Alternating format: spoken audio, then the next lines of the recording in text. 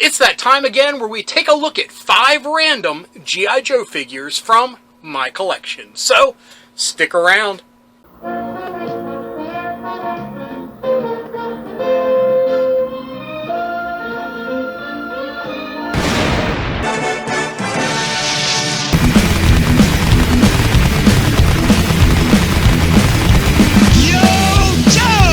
Hello, fellow dorks and dorkettes, and welcome to Fistful of Joes Reloaded.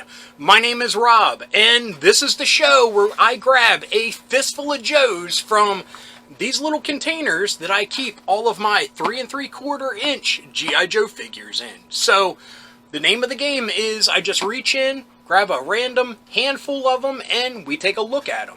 So it's kind of like a review, but mostly it's just an excuse for me to get out my Joe figures and play with them. Anyway, this is the October edition of Fistful of Joes Reloaded. It's actually the 2nd episode in the relaunch of the show, and yes, I wish I could do something Halloween themed, but because I'm just grabbing a random handful, I don't know which characters I'll get or if they have any spooky Halloween-ness to them. Anyway, let me just say, Happy Halloween, Yo Joe, and let's get to the figures. Okay, folks, here we are. I am going to reach in to the container and grab a fistful of Joes. So, 1, 2, 3, 4, 5. We have 5 Joe and hopefully Cobra figures as well to take a look at. And our first one will be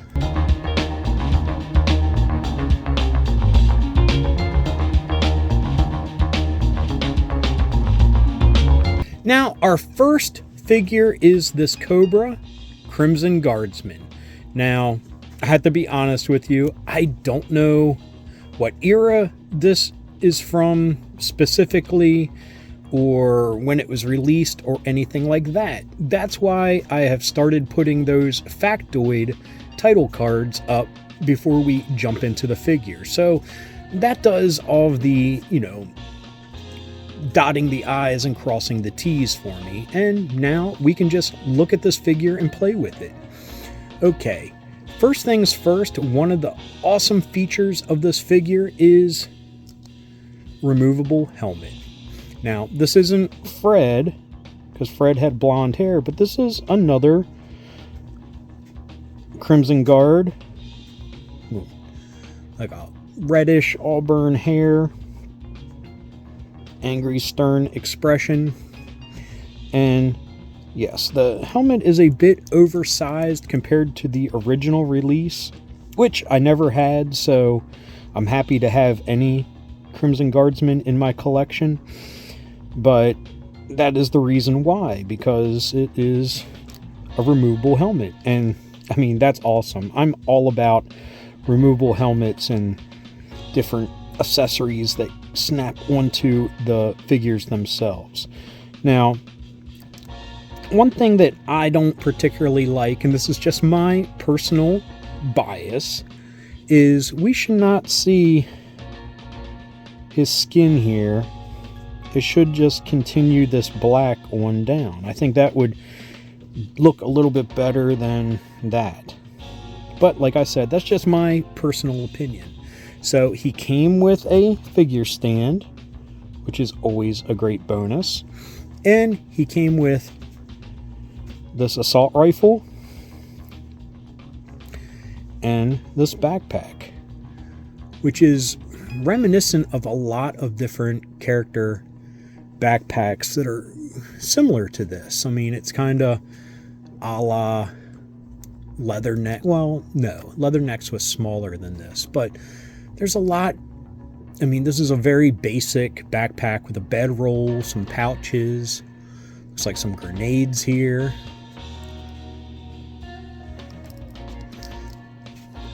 I guess the bedroll goes on the bottom, but I kind of liked it fitting up higher. Now, as we can see, there's quite a gap between the back of the backpack and his back. So I like the older backpacks that had like a groove there to match the contour of the back, but still pretty awesome. So let's arm him up.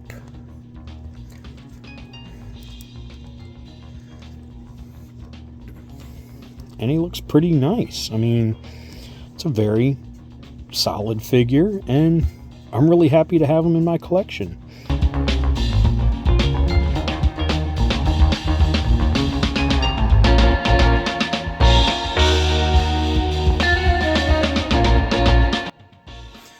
Our next figure is Scrap Iron. Again, I'm not 100% sure of the era, but I believe this was in a comic pack, I think. He has a lot brighter of a color palette than the original figure, and unfortunately, unlike his original figure, he doesn't come with that awesome, like, rocket firing missile pod, and he has some really interesting armaments, which we'll take a look at. Now, full disclosure, as you notice, I'm not using a base for him, and the reason is these posts are really small, and this figure is very fragile apparently, because as you can see here, I had to crazy glue his foot. All I did was simply try to put him on a figure stand with the hole provided, and the whole bottom of the foot to his heel cracked. So I put some super glue on it, and yeah, that ticks me off. I mean, I hate ruining perfectly good, older figures. And yeah, that just really peeved me. Now, he looks to be the same mold. It's just everything looks a lot cleaner. I don't know if it's because of the colors or what, but the details look really slick on him. I mean, everything from the Cobra insignia here on his helmet to like these buckles, and his collar itself just really pops. It looks really nice. And yeah, it's a really nice figure. I just wish it would have came with like his original armaments. And we don't have a swivel neck. We just have a back and forth neck, which is kind of disappointing as well, but really awesome. Unfortunately, I don't have a vintage Scrap Iron, so this is my only Scrap Iron, I think. I may have more, I'm not sure. That's something we'll get to down the road. But look at this thing. People want to criticize the weird guns that came with the classified figures. I mean, this almost looks like a Sonic blaster type of... I mean, how do you even hold this thing? I mean, it is a rocket launcher, a laser weapon thing. I don't even know. I mean, do you hold it like this? I mean, it seems awfully heavy to not have like a stock at all. I mean, I would assume you hold it like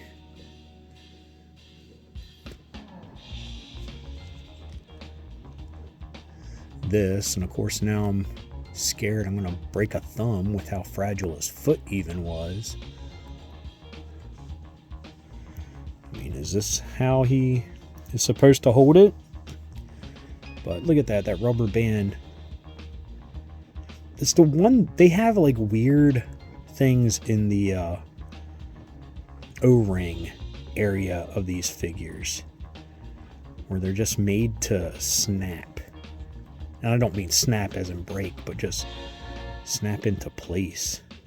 Like when I had a broken one a while ago, the first go around of Fistful of Joes, it had weird like little tabs on the inside. So I'm assuming he holds it like this. Anyways, it's too heavy for him.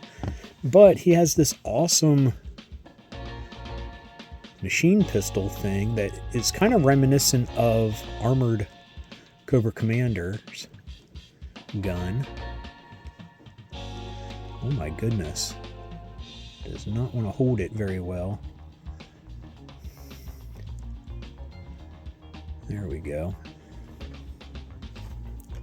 There he goes. He wants to bend over again.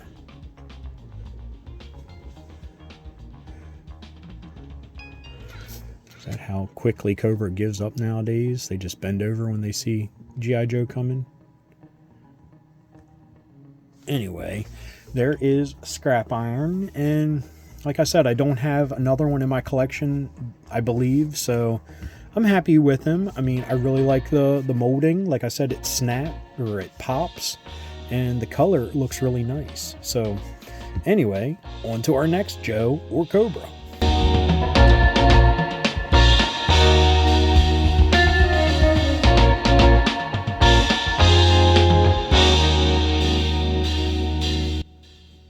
Okay, here we go. This is Cobra Squad Leader of the Cobra Night Watch. And this is from a pack that was available at Toys R Us. These packs were at my local Toys R Us when I first got back into collecting G.I. Joe figures. So early to mid 2000s. Way before, or a little bit before the 25th anniversary was starting to come out. So we'll put that to the side. But he has a darker palette, a darker, like, dusty blue. I really like the red. Really pops with this color. Silver emblem looks nice. But I'm assuming original mold. Let's see here. What does this say? Hasbro 1991. So interesting. Got an emblem here. Ooh, with a skull in it. That's cool. That'd be a nice tattoo. I have to think about that.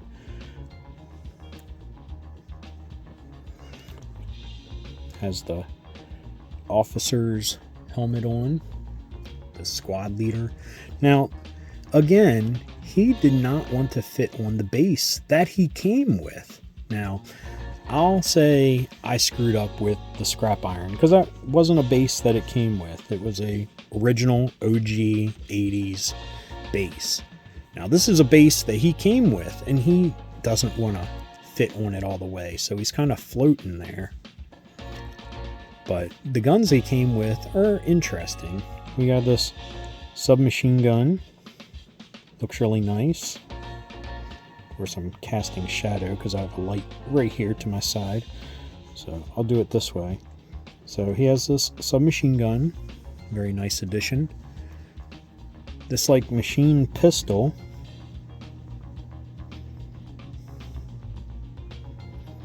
Or is it like an Uzi with a flashlight under it? Like a Mac 10 with a flashlight? Maybe. And then this, which reminds me of the Sonic Fighter guns because of this weird thing that comes off the side.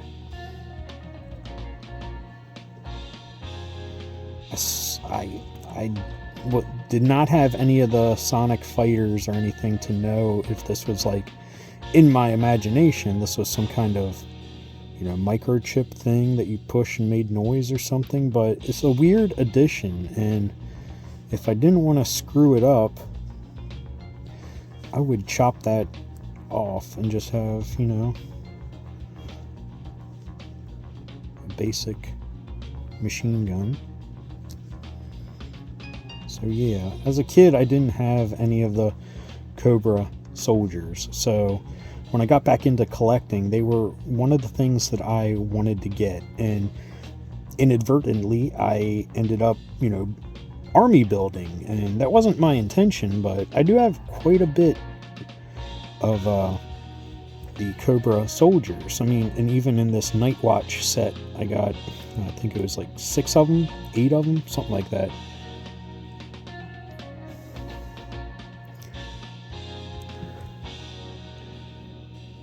Now, that's weird molding there on the face.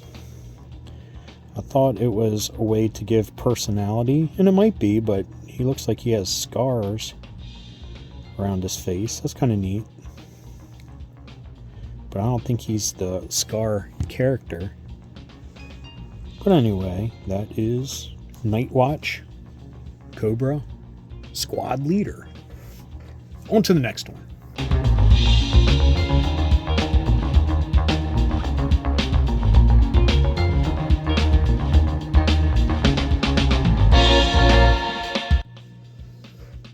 Here we go, Storm Shadow, and we'll see if the title card says I'm right, but this came with a pack of ninjas, like an Arashikage set, and I was super excited to get it. This was, again, one of the first jumping back into collecting Joe items that I got. I actually got it at a KB toy store outlet, so it was probably a little bit older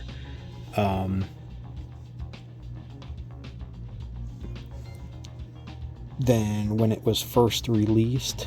I mean, got the Arashikage symbol there. Has this awesome dragon up his legs, but the one thing I cannot stand about this era of G.I. Joe are these shoulders. They're just so broad and they look weird. But this is a nice figure. I mean, I'm not a super fan of it, but I do appreciate the Cobra insignia around his eyes on his mask. I like the tabard. Oops, sorry for the blurriness. I think that's a nice addition. But other than that, he doesn't have a lot of details. I mean, we got a couple patches, a shuriken here, patches on his little tabard. He has some knee pads and nice little wrappings here. But, I mean, it's a decent enough figure. I just am not a fan of this, was it Joe vs. Cobra Spy Troops or whatever line it was. Look at that odd, has one of those square head jobs in there. I hate those. I hate running into them in the real world and having to go like at work and go back to my office to get a different head for my screwdriver.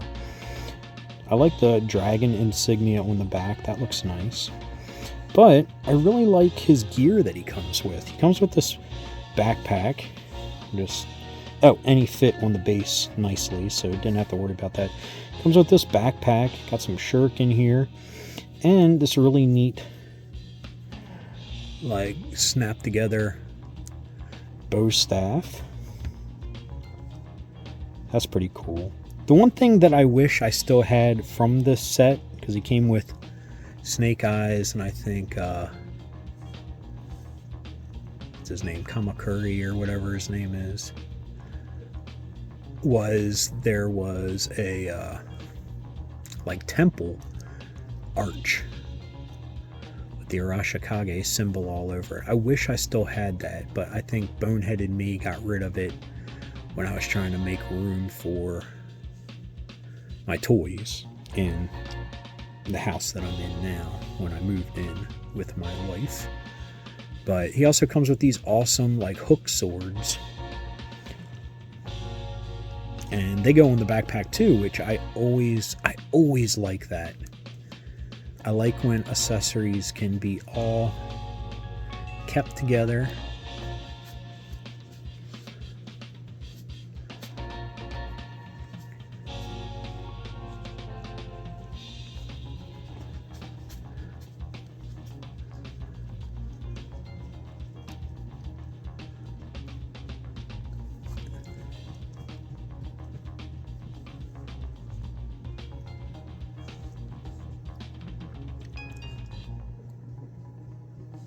So let's put this on his back and see how it looks.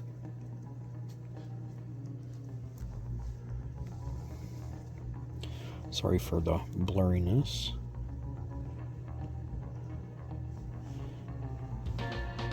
Like I said a while ago, I'm playing with new lights, and I think the camera is responding oddly to the brightness of the lights, so we're getting weird blurs. So I apologize. But anyway, there he is with his backpack on, all geared up. But let's put these swords in his hand and get him all geared up to fight Snake Eyes. Now, at least with like these softer plastic Joes, you don't have to worry about breaking thumbs or anything because they're made very pliable.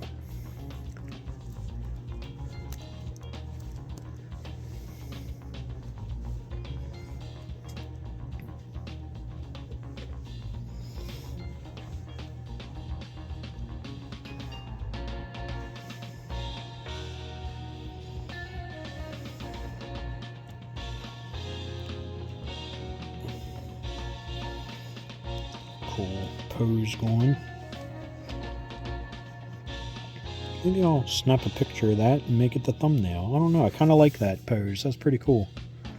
Anyway, this was Storm Shadow. I'm not sure which version of Storm Shadow and what exactly the era was titled, but I do remember getting this in a ninja pack. So hopefully all that cool information will be in the title card. Anyway, on to our last figure, and taking a gander at it, it is our one and only Joe in this episode, so let's get to it.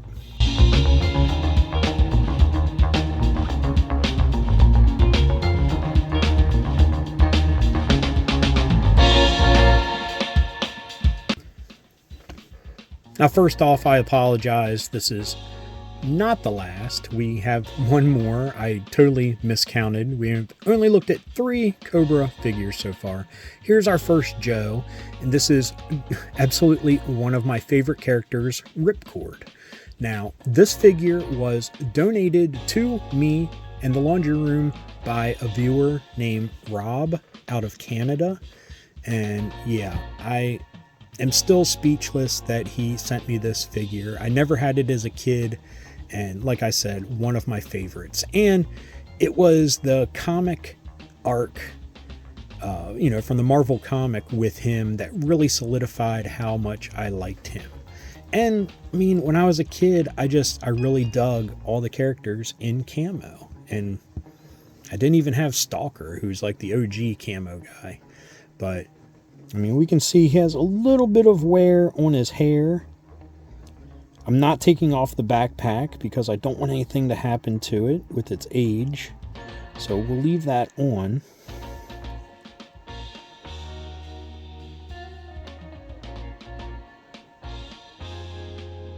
But, I mean, this is when they were pretty darn simple.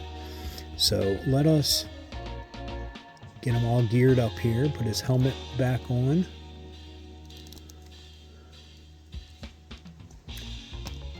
There we go.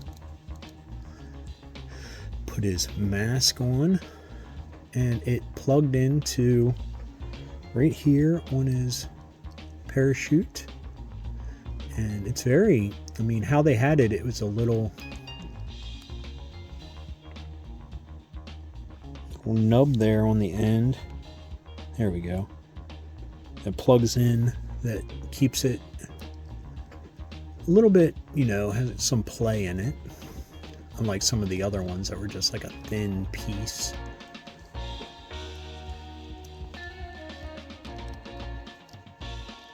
There he has his oxygen mask on. And his awesome gun. So scared to be messing with it. So old and fragile, just like me.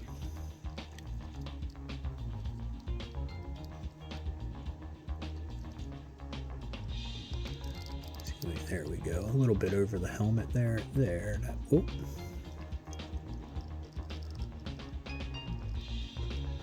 There, perfect. And yeah, it was that comic story arc with him where he was on Cobra Island and kind of got forced to switch places with Zartan. I really dug that, and the age I was at, that just, I don't know, really spoke to me. And Zartan was a new character, super awesome.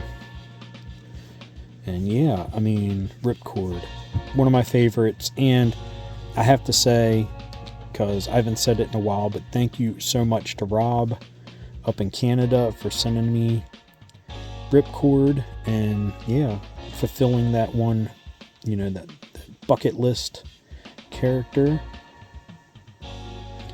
That's the webbing here. Looks like his crotch is a little bit like oblong there to take in the molding of the webbing on the parachute. That's kind of neat little detail. But anyway, let's get to our now final figure.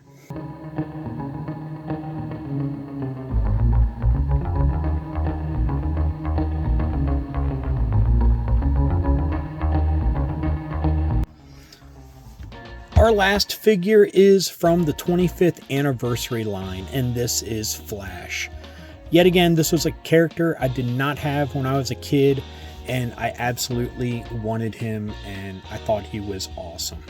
I mean, back when Joe first came out in '82, you had a character like this that did not fit with the rest of them, with his orange highlighted, armor padded detailing.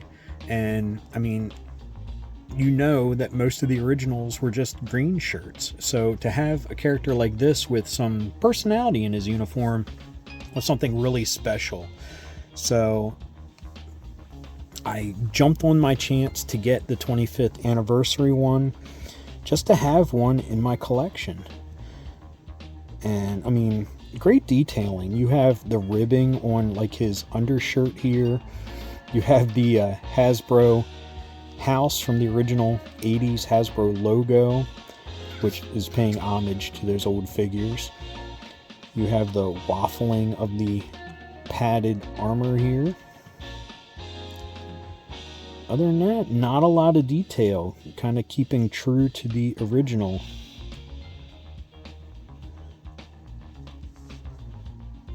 Now, let us put his laser gear on, starting with his helmet with a visor.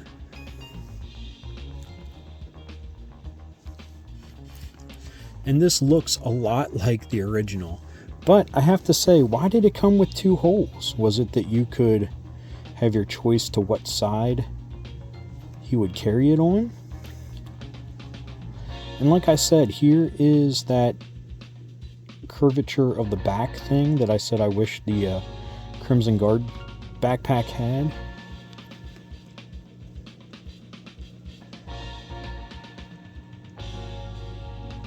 Now the post is very high up, and the curvature goes the other way than originally. Before, the curvature went down to the small of the back. This time it goes high to the shoulder region.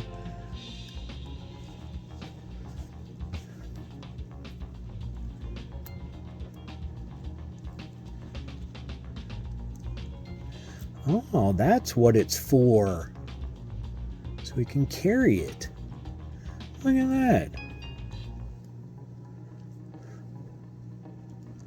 Plus, this is what I'm talking about with just the rigid line that the Ripcord figure did not have. He had a nice movable one.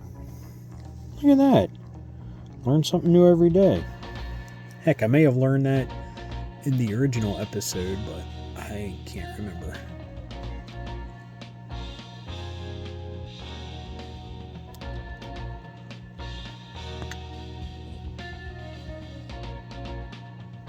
Drop this helmet.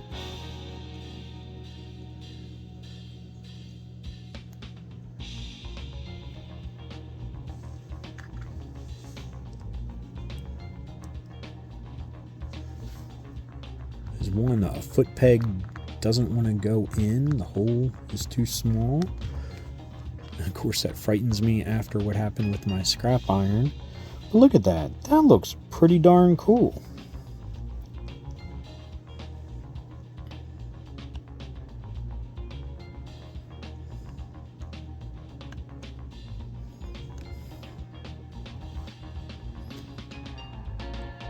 So I'll make a crooked. Look at that. Very nice. If I had room to display them, I definitely would. He would look great up on the shelf in this pose and everything. Very cool.